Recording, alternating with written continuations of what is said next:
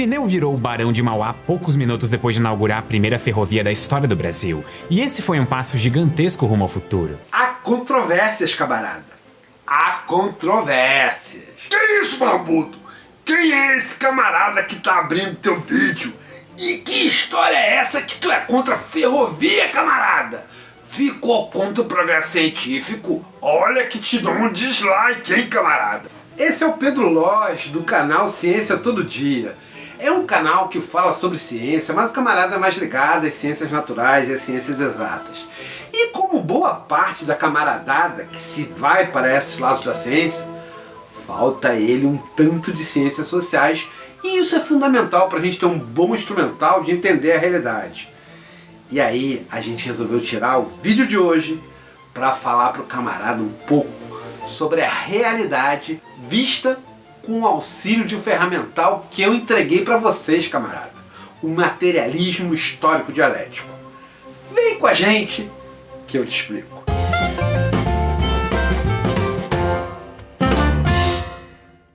Há algumas semanas, o Pedro Loz, do canal Ciência Todo Dia, lançou um vídeo preocupado com uma questão que anda sempre irritando os camaradas das ciências naturais, que mostra uma certa inabilidade em interpretar politicamente a realidade. Ali, ele faz uma ode ao progresso científico, ao famoso progresso científico, e critica algo etéreo como o Brasil pela falta de rede da malha ferroviária. O que eu vou falar agora provavelmente vai vir como surpresa para algumas pessoas, mas o Brasil não tem tão poucos trilhos assim.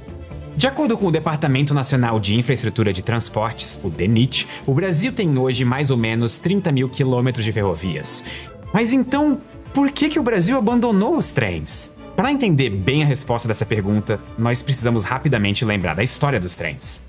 Trens tiveram protagonismo desde o fim do século XIX até o início do século XX, mas tem uma outra questão técnica para o abandono dos trens que costuma ser esquecida, causada justamente pela falta de planejamento sobre a forma com que as linhas foram construídas. Conectar a malha ferroviária brasileira não era só questão de sair botando mais trilho no chão, porque se fosse só isso, nós provavelmente já teríamos desenvolvido uma malha ferroviária. O principal problema não é o comprimento de linhas de trem, e sim a bitola. Bitola é o nome que se dá para a distância entre as faces internas dos trilhos que conduzem os trens.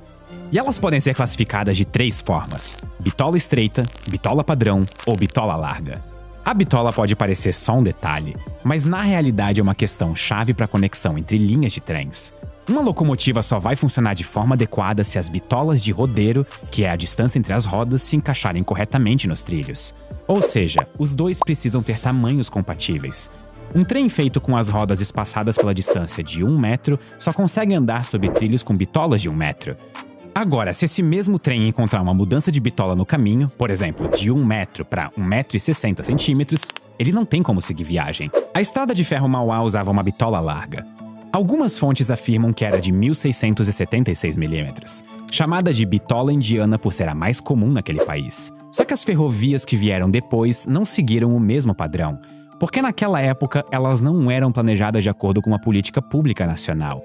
E a gente resolveu pegar a análise do camarada e botar um pouquinho de materialismo histórico dialético ali, naquilo que ele olha, para a gente ajudar a botar um pitaco nesse debate. E a primeira preocupação do camarada é justamente em relação à falta de integração da malha ferroviária. E ele culpa o governo brasileiro e o Brasil por essa falta de integração.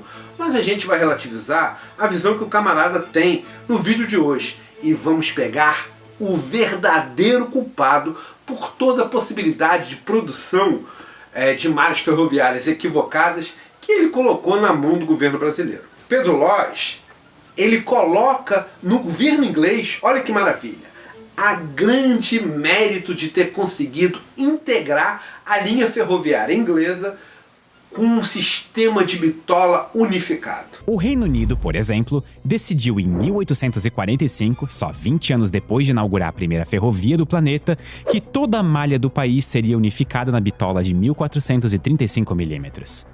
Em 1865, os Estados Unidos, que àquela altura tinham um sistema com 9 bitolas diferentes, trilharam o mesmo caminho e também optaram por uniformizar todas as ferrovias na mesma bitola. A medida foi passo a passo sendo adotada pelos países mais ricos do mundo, a maioria europeus, até que a Conferência de Berna, em 1907, oficializou a bitola de 1435mm como bitola padrão. No entanto, camarada, a gente tem que entender que havia um outro ator social que era mais importante do que o governo inglês, e que foi esse ator que colocou o governo inglês para agir em seu benefício, que é o capital inglês. Interessou ao capital inglês, que era o único detentor das indústrias que produziam todos os bens de consumo da Inglaterra, que a linha ferroviária inglesa fosse uma linha integrada, para que barateasse o custo do frete do produto. Esse interesse dialoga diretamente com uma conversa que a gente teve no vídeo que a gente respondia do maravilhoso Saia Justo, Humberto Matos, sobre a questão da abundância no sistema capitalista. Ali a gente viu com bastante clareza que antes de existir o capitalismo havia uma produção de bens de consumos que era feito pelos mestres artesãos nas guildas.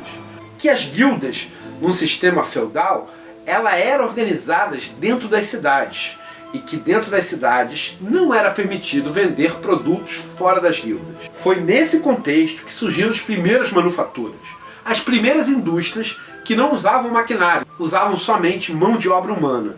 E essas manufaturas que usavam mão de obra humana, elas serviam ao capital, ao capitalista. O capitalista conseguia fazer produtos de uma forma que colocava menos trabalho do que os mestres artesãos. No entanto, a qualidade desses produtos era inferior, mas o custo deles era muito abaixo.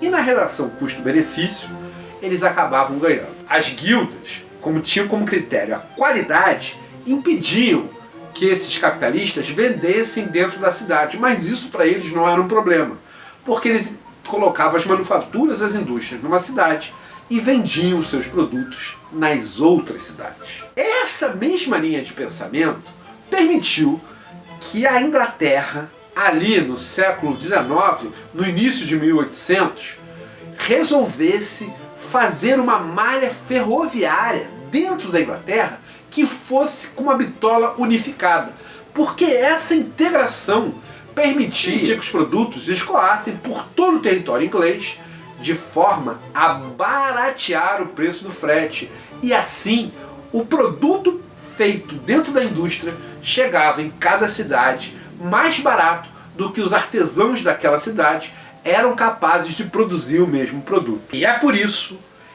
que a burguesia inglesa forçou o governo a unificar a bitola em todo o território, para que as mercadorias pudessem circular de forma mais rápida e mais barata, quebrando ainda mais os artesãos que, mesmo depois de todos aqueles séculos, porventura ainda insistissem em viver da sua produção artesanal, daqueles que ainda tentavam subsistir mesmo concorrendo com um produto industrial. Nesse aspecto, perde espaço justamente as categorias medianas da sociedade, aquilo que hoje vocês chamariam de classe média.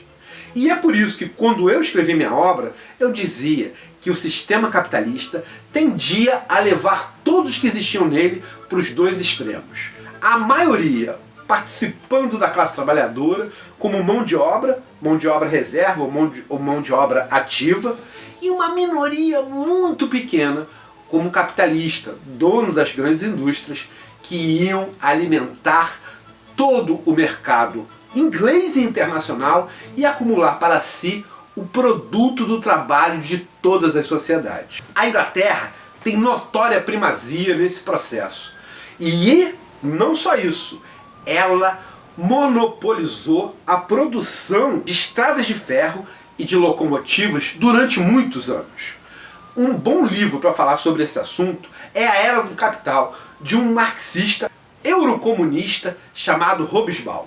Ali fica bem claro para nós que toda a malha ferroviária do mundo era dominada pelo capital inglês. E é por isso que esse foi o sistema de transporte preferido da Inglaterra e que ela colocou em todas as suas colônias e também empurrou para todo o restante do mundo. Não foi, portanto, o progresso científico que deu o status de grande evolução para a locomotiva, e sim o fato do maior país capitalista daquele tempo estar colocando todos os sistemas de transporte do mundo submetidos aos seus interesses. Havia atores sociais, no caso a burguesia inglesa, que definia esse processo. Então a primeira coisa que a gente precisa saber é que interessou a indústria burguesia inglesa colocar toda a bitola da Inglaterra unificada para que o transporte dos produtos dentro do território inglês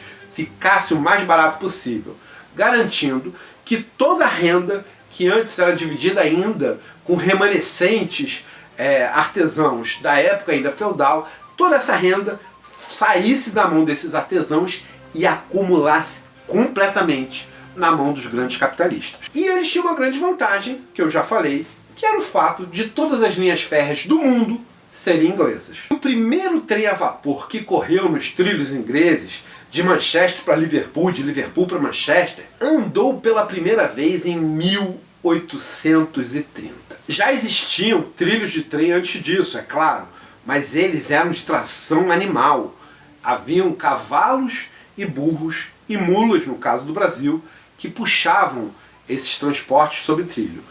Ele ser feito com locomotivo, que dava mais velocidade, aconteceu pela primeira vez na história do mundo em 1830. E aqui no Brasil? Bem, aqui no Brasil tinha ali um governo provisório, porque o imperador estava ainda na menor idade, e ali no governo provisório havia na chefia do governo uma ideologia, setores ideológicos que compactuavam com a mesma ideologia que hoje alimenta o Pedro Góes. Achavam que havia um progresso técnico-científico que eles tinham que trazer para o Brasil.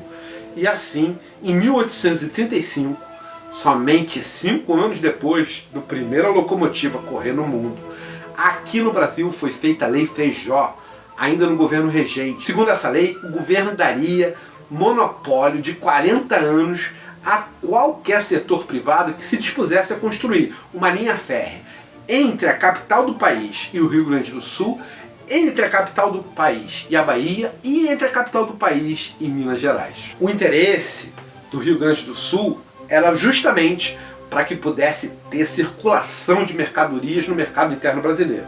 E da Bahia e de Minas Gerais era para que se trouxesse para o porto, que ficava na capital, os produtos produzidos no interior e assim barateasse o preço dos nossos commodities. Já que até então, segundo a filosofia do próprio José Bonifácio, o Brasil era basicamente um país monocultor que fazia commodities para ser vendido para a indústria inglesa na Inglaterra. Mas faltava ao governo provisório do Feijó justamente o materialismo histórico dialético que ainda falta ao camarada Pedro Góes.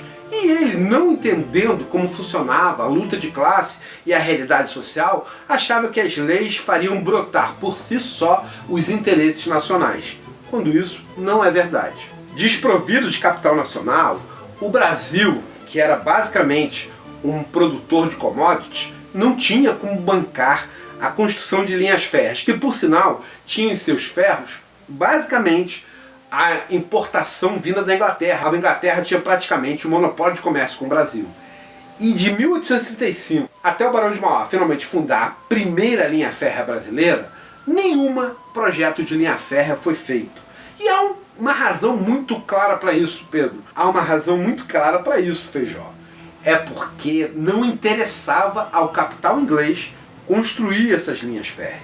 A partir da experiência do Barão de Mauá, que produziu aqui o primeiro trecho de linha férrea, o Brasil começa a entrar no processo de visão ali dos interesses ingleses. Mas eu já contei para vocês, lá no vídeo que eu fiz no Humberto Matos, que quem tem o melhor desenvolvimento técnico, quem consegue produzir mais produtos com menor trabalho social, e no caso são os países que estavam industrializados, que já tinham passado pela Revolução Industrial ou pela industrialização, como era o caso da Inglaterra, França, tardiamente a Alemanha e a Itália, esses países tinham muito mais potencial para ganhar qualquer concorrência no mundo, porque dentro deles a produção da Revolução Industrial, que começa com a divisão do trabalho na manufatura, como bem aponta o Adam Smith, esses países tinham maior capacidade de qualquer processo de concorrência. E era praticamente inviável um capitalista brasileiro. Tanto que todo o capital do Mauá, que cresceu ali, tentando ali ser esse primeiro industrial brasileiro, ele todo foi transferido pela mais-valia relativa de seu bolso para o bolso do capital inglês, até o ponto em que Mauá faliu. Do mesmo modo que falia também os remanescentes de artesania na Inglaterra e posteriormente na Europa. O padrão unificado na Europa, ele vem muito tardiamente. Ele só acontece em 1907. E tem uma razão para ele acontecer em 1907 e a Europa ocidental ter toda a mesma bitola. E para a gente entender isso, tenho que de novo recorrer aos camaradas ao vídeo do Humberto Matos. Entendam, quanto mais avançado é o processo de industrialização em um determinado país, tão menor é o custo na produção naquele país. Como a gente já tinha industrializado a França, a Alemanha, Itália e Inglaterra, essas quatro potências que eram o eixo econômico ali da Europa, fecharam acordo para fazer essa convenção e construir todas as ferrovias na mesma bitola, porque aí eles garantiriam que a Europa inteira, que era quem tinha o mercado consumidor daquela época, pudesse ser visitada pelas indústrias desses quatro países. E eles iriam concorrer com as indústrias nacionais do restante da Europa de forma muito desproporcional, porque o produto deles era muito mais barato do que o produto feito nos outros países. Para a gente entender isso de uma forma um pouco mais simples, eu vou repetir o que eu tinha falado naquele vídeo. Imagine o seguinte, imagine que um mestre artesão, com dois auxiliares, com dois ajudantes, com dois aprendizes, como eram chamados, consiga fazer um sofá em 10 dias. Essa mesma potencial na Inglaterra teriam 100 trabalhadores, 100 operários produzindo 100 sofás em 10 dias. Ou seja, eles produziam cada sofá com 1/10 do trabalho social necessário para a produção do sofá por um artesão. Levando em conta que quando a gente faz as trocas no sistema capitalista, o que a gente está trocando é trabalho, mas essa diferença de potencial faz com que o artesão seja obrigado a cobrar um preço 10 vezes maior. Já o industrial, quando ele entra no mercado que é composto por artesãos, ele pode vender esse produto pela metade do preço do produto feito pelo artesão e ainda assim estar ganhando 5 vezes mais do que o trabalho que foi colocado socialmente ali na mão dele. Ou seja, ele vai acumular toda a riqueza daqueles camaradas durante um determinado espaço de tempo, até que só exista no mercado, capaz de competir com ele, outros industriais. Nesse caso, o preço do sofá finalmente vai reduzir até o valor que ele tem, que era 1/10 do valor anterior. Já os artesãos, que antes faziam um sofá inteiro e eram capazes de vender, agora, desprovidos, falidos e quebrados, a única coisa que eles têm para não morrer de fome é sua força de trabalho. E aí vão ser obrigados a trabalhar na indústria, ganhando o mínimo necessário para não morrerem de fome. Tá legal, Barbudo. Agora explica aí pra mim. Se é assim, por que esse tal de capital inglês não quis fazer a mesma coisa aqui no Brasil? Que ia ter muito mais gente e era muito maior. E que não tinha nenhuma indústria para concorrer com o capital inglês. Agora te peguei, camarada. Muito simples, camarada. Porque aqui não tinha público consumidor que interessasse a burguesia inglesa. Lembre-se, camarada, a força da mão de obra produtiva brasileira era composta por escravos, que não realizavam consumo individual.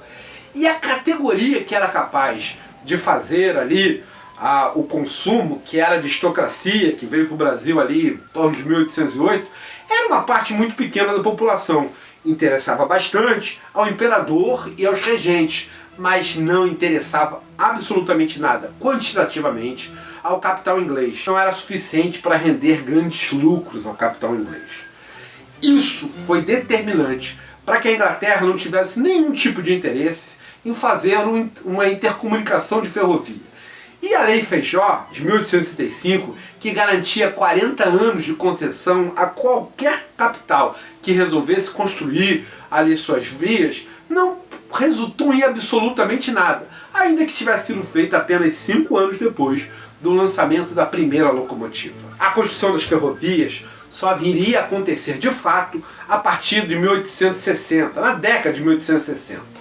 E ali, naquela época, para o capital inglês vir construir qualquer ferrovia no Brasil, só se quem bancasse fosse completamente o Estado brasileiro. E foi exatamente o que aconteceu. Uma série de leis foram sendo promulgadas pelo imperador Dom Pedro II e todas elas eram draconianas. Davam todos os direitos ao capital inglês e nenhum direito nem ao Estado brasileiro e muito menos ao capital nacional. Pedro Lois chega a comentar que aqui no Brasil se adota a bitola indiana, porque era a bitola mais comum naquele país. O que ele esquece de nos contar é que aquele país não existia. A Índia tinha sido, por guerra e massacre, tomada para a Inglaterra. De modo que o capital que construiu ferrovias lá na Índia era justamente o capital inglês. E a bitola da Índia, tal qual a bitola do Brasil, era uma bitola de larga escala, porque assim o trem poderia percorrer longos percursos, adquirindo grande velocidade e levando mercadoria. Mas no Brasil, a mercadoria que interessava a Inglaterra eram os commodities. Então era apenas uma via de mão só da fazenda dos cafezais, ou então, no caso do açúcar, em Pernambuco, da cana-de-açúcar, que carregava seu açúcar para o porto, para do porto seguir para a Inglaterra, onde a burguesia inglesa empacotava e mandava para o mundo inteiro, ganhando muito mais-valia lá do que o que era deixado de dinheiro aqui na venda de commodities. O que interessava a Inglaterra era resolver o problema entre o transporte do produto até o porto, não importando em nada a integração do sistema para o mercado interno. As ferrovias da Inglaterra, da Europa, do Brasil, da Índia e do mundo naquela época foram feitas seguindo os interesses do capital internacional, que era dominado pela Inglaterra.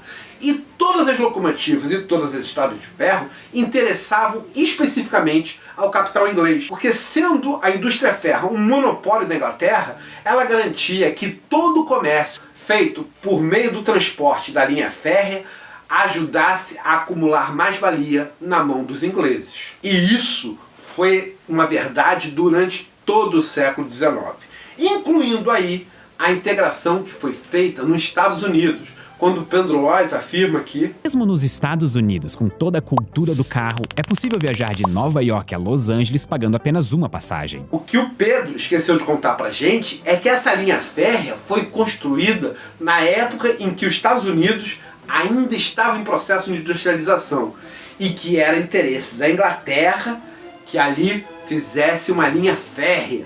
E não havia nenhuma alternativa eficiente ao transporte terrestre que não fosse linhas férreas. Com uma diferença, que na Índia interessava de alguma forma que houvesse alguma circulação de mercado interno, porque ainda havia uma classe econômica na Índia que era capaz de comprar coisas que eram produzidas. E ali havia um interesse inglês de quebrar a indústria local, porque antes da Inglaterra e da Europa chegarem na Índia, haviam produções artesanais de todos os produtos que a gente puder imaginar. E esses produtores pequenos ainda existiam durante o século XIX. E era muito importante para a indústria inglesa que eles quebrassem e que toda a mais-valia daquela sociedade fosse transferida para a indústria inglesa. Agora, camarada, se você não sabia desse detalhe, se você não tinha nem tido ainda a dica do Hobsbawm sobre qual era o interesse inglês em colocar o mundo todo com linhas férreas, esse vídeo já te serviu para alguma coisa. Então você já sabe, né? segue a gente nas nossas redes. Camarada, se inscreve no canal se ainda não for inscrito e ativa o sininho para receber as notificações de todos os nossos lançamentos. E também, se está curtindo esse vídeo, é uma boa hora para dar aquele joinha. A gente também está na rede chinesa, coisa que você está cansado de saber. Agora, essas redes todas que eu citei são redes privadas e a qualquer momento o nosso canal pode ser derrubado. Então, camaradas, eu já cansei de falar para vocês entrarem nessa rede daqui, porque se acontecer qualquer coisa com qualquer um dos nossos canais, é por aqui que a gente vai informar aonde que a gente vai lançar nossos vídeos. E você, camarada, eu bem sei que ainda não entrou lá, porque tem poucos camaradas inscritos lá e é importante a gente estar preparado para uma eventual perda de canal. Não deixa de entrar lá, camarada, é importante essa tarefa. E não há nenhuma dessas redes que banca aqui o canal do Marx Comenta.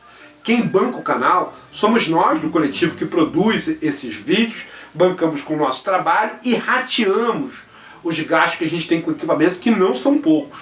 Só que todos nós, camaradas, somos da classe trabalhadora, recebemos o mínimo necessário para a nossa sobrevivência. E para a gente estar colocando aqui esses equipamentos, a gente tem que abrir mão da nossa sobrevivência. Então você já sabe, se puder ajudar a gente com qualquer quantia no Apoia-se, é super importante, porque toda quantia colocada no Apoia-se a gente reverte em equipamento aqui para o nosso canal. E aliás, vou aproveitar para agradecer e muito a camaradada do Soberana, sobretudo Iago Neves, que deu umas dicas fundamentais para o nosso editor para melhorar a qualidade do nosso áudio. Se esse áudio estiver melhor a partir de agora, é graças à camaradada do Soberana e ao Iago Neves. Então, camaradas, fica aqui o nosso grande agradecimento ao camarada que nos ajudou muito. Por fim, eu quero fazer um comentário sobre um camarada que deixou uma postagem pra gente no último live que a gente teve aqui, que foi nós e o Marcos Porradeiro. Ali ele falou que estava lendo Capital e perguntou se eu tinha algum livro introdutório que facilitasse, porque ele estava achando difícil ler o Capital. E sim, camarada, eu fiz um livro antes de começar o Capital que pode facilitar a tua vida, que é esse aqui, Contribuição à Crítica da Economia Política. Aqui eu tratei pela primeira vez de temas que eu desenvolvo bem melhor no Capital. Mas se você quiser começar a ler o Capital, vale a pena começar por aqui. Essa tradução que eu estou segurando é de um grande marxista chamado Florestan Fernandes, que eu ainda pretendo falar nos programas do Marx Comenta. Mas é uma tradução excelente, eu não sabia ali quais eram as traduções que tinham, e o nome que ele botou foi Contribuição à Crítica da Economia Política. Além disso, ele coloca comentários sobre a minha obra que vale muito a pena serem lidos. E agora, camaradas, vamos voltar, que eu ainda tenho algumas coisas a falar sobre a questão do materialismo histórico, entendendo qual foi o papel da burguesia e dos trabalhadores na produção das ferrovias brasileiras e por que a gente mudou a nossa forma de ver a questão dos transportes. E o Pedro Lois continua falando sobre a questão da organização das linhas férreas lá na Europa, e ele faz o seguinte comentário sobre a parte das linhas férreas na parte oriental da Europa. A bitola é tão importante que ela é uma questão central da política de vários países que têm conflitos históricos com seus vizinhos. Por exemplo, a Europa continental usa principalmente a bitola padrão, até chegar nos países da antiga União Soviética, em que uma bitola ligeiramente maior é usada. E essa fronteira de bitolas não é um acidente ou erro de engenharia. Vários países da Europa queriam evitar que os países vizinhos pudessem conectar os seus trilhos de trem para transportar recursos para uma guerra ou invasão. Então, Pedro, não é exatamente uma questão de não deixar só que as tropas inimigas chegassem no território ocupado pela classe trabalhadora. É mais do que isso. É porque ali precisava-se de linhas férreas de alta velocidade para permitir que, caso aquela região fosse invadida, rapidamente os exércitos que ficavam na parte da Rússia chegassem para ajudar os outros estados que não eram tão bem munidos de exército. E assim, a bitola que era necessária era uma bitola larga, que permitisse o trem chegar com muita velocidade, muita estabilidade, carregando todo o armamento e todo o exército necessário para fazer a defesa daquele território. Por isso que no lado oriental da Europa, o que interessava é ter uma bitola larga, uma bitola que permitisse a alta velocidade dos trens para chegar rápido naquela região.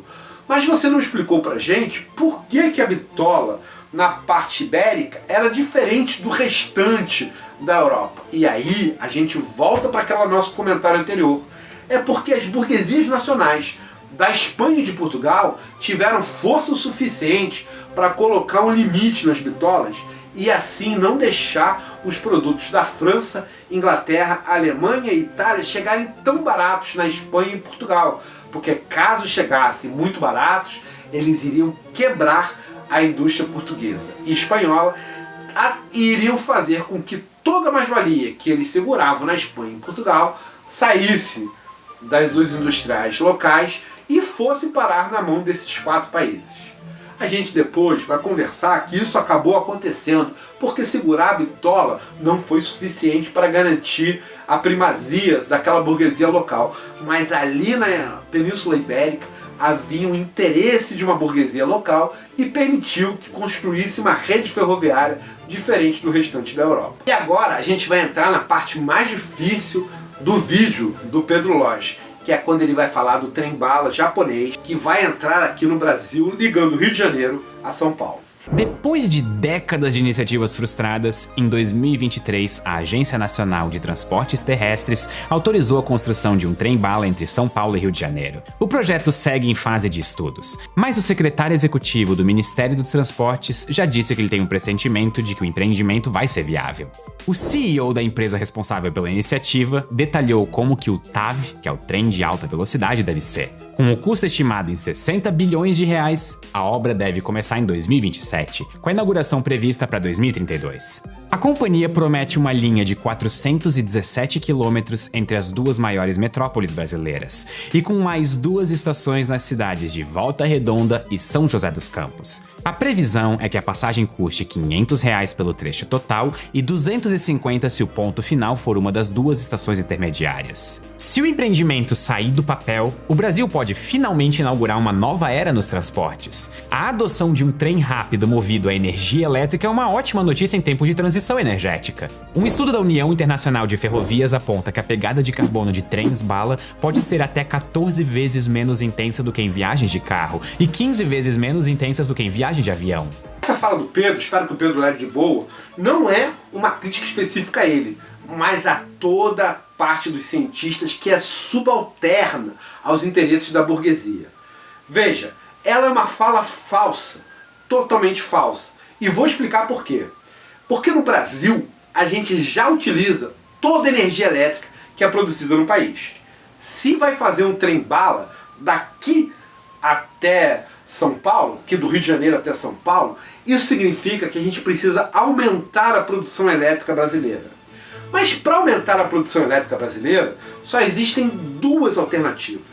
Ou a gente constrói termoelétricas, que é o que o capital quer fazer aqui no estado do Rio de Janeiro, construir acho que é de 4 ou 5 termoelétricas com produção de gás carbônico emitido direto para a atmosfera. Há uma questão muito grave no mundo nos dias de hoje, que é, para a gente não explodir o planeta, para que o planeta não se torne inviável à espécie humana, nós tínhamos que manter o gás carbônico existente na atmosfera a no máximo 400 partículas por milhão. E esse número foi ultrapassado esse ano de 2025, onde chegamos a 420 partículas por milhão. Nesse patamar, a gente vai crescer além dos 2 graus acima do período base, que a gente aqui no canal, como muitos outros, chama do período pré-industrial, muito embora o camarada Eduardo Sabarreto não goste dessa terminologia, goste de chamar de período base. Seja qual for o nome que você dê, camarada, 420 partículas por milhão não é possível falar em nenhuma energia elétrica a mais. Se no Brasil hoje já consumimos toda a energia elétrica que é produzida, é impossível a gente fazer um trem-bala com uma energia menor. E tanto é assim que já existe um projeto de fazer mais 4 ou 5 termoelétricas no estado do Rio de Janeiro. Essas termoelétricas são necessárias se a gente quiser fazer o trem-bala.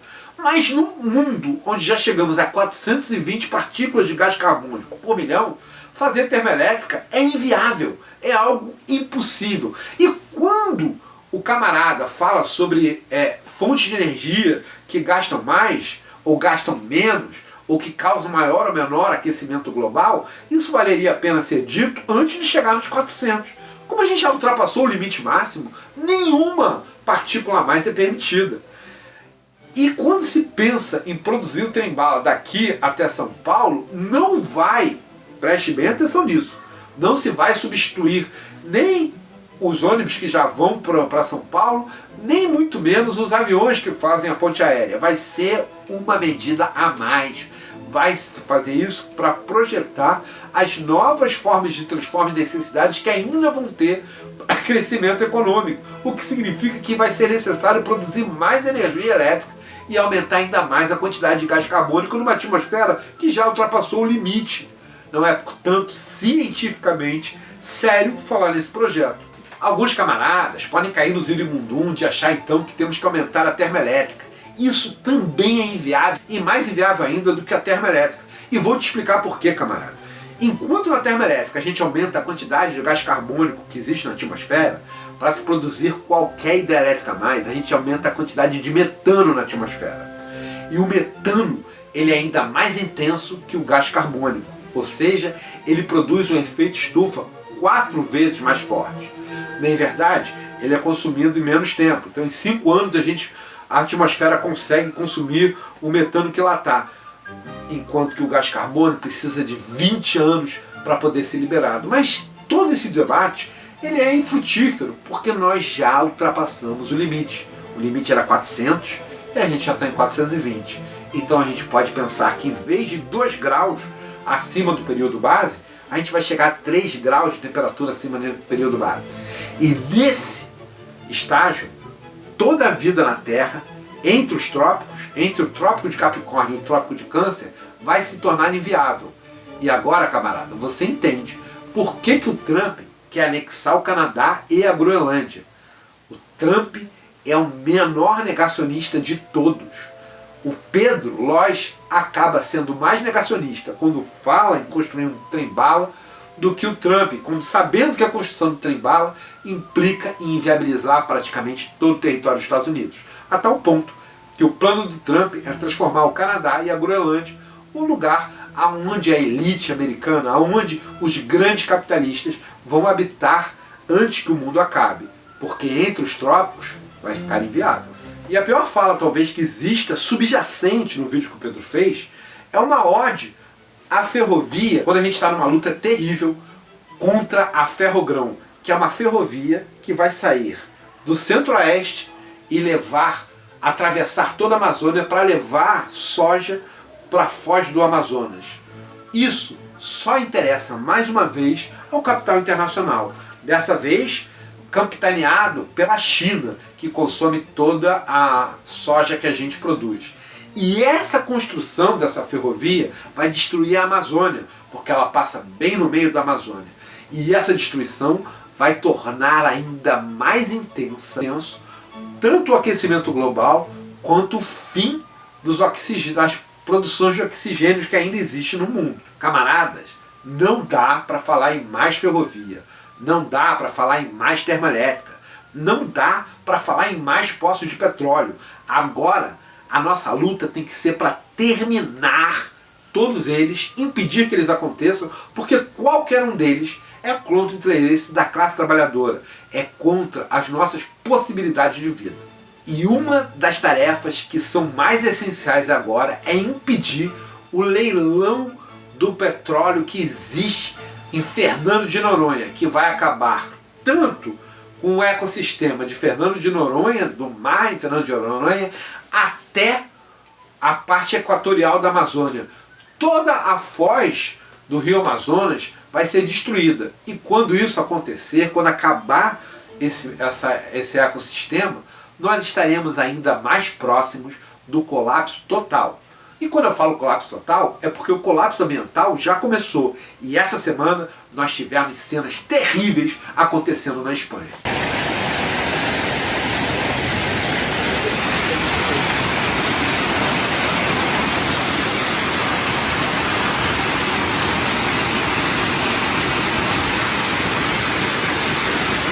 Lá, a quantidade de água que caiu foi tão grande que rios de gelo foram feitos em plenas cidades espanholas.